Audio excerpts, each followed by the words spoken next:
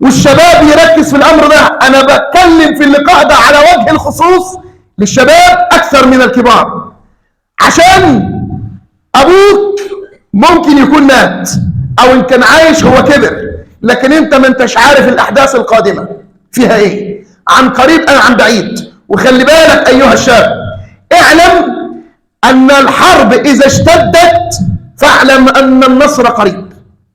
واعلم ايضا ان المسلمين اذا ضعفوا جدا فاعلم ان بعد هذا الضعف قوه. لكن ساعتها بقى لما يجي ينتصر المسلمون، انت عارف ايه وعقيدتك ايه، ومن منطلق عقيدتك انت طلعت تحارب ولا تراجعت للخلف.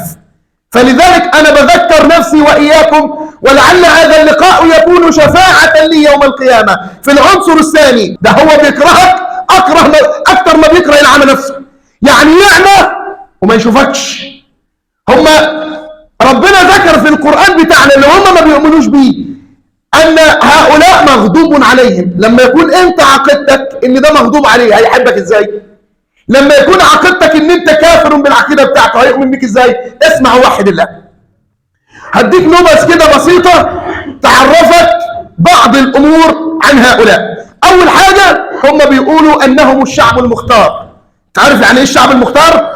هم شعب الله الذي اختارهم في هذه الارض، وان هذه المنطقه هي لهم، وان كل طفل بيقتلوه، خلي بالك دي عقيده عندهم في كتابين.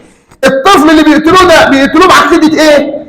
انه اذا كبر هذا الطفل سيحاربنا. والطفل ده هيحارب مين؟ هيحارب شعب الله المختار، وده ما ينفعش، دول ناس مقدسين، ده في عقيدتهم، فكيف يحاربوهم؟ فلذلك هم عندهم قتل الاطفال ده عادي، قتل المراه عادي، قتل الشيخ الكبير عادي. ما افتكرتش الشيخ احمد ياسين، ما افتكرتش الطفل اللي اسمه محمد الضره لما قتل وضرب بامام ابيه. مع كل ده ليه؟ الاسلام نهى عن ذلك بقى، خلي بالك. يعني النبي صلى الله عليه وسلم كان لما تيجي تطلع الغزوه، لا تقتلوا طفلا، لا تقتلوا شيخا كبيرا، لا تعتدوا على امراه، لا تخلعوا شجره، لا تحرقوا بيتا. ده كلام النبي صلى الله عليه وسلم لما كانوا يجوا يطلعوا الغزوه.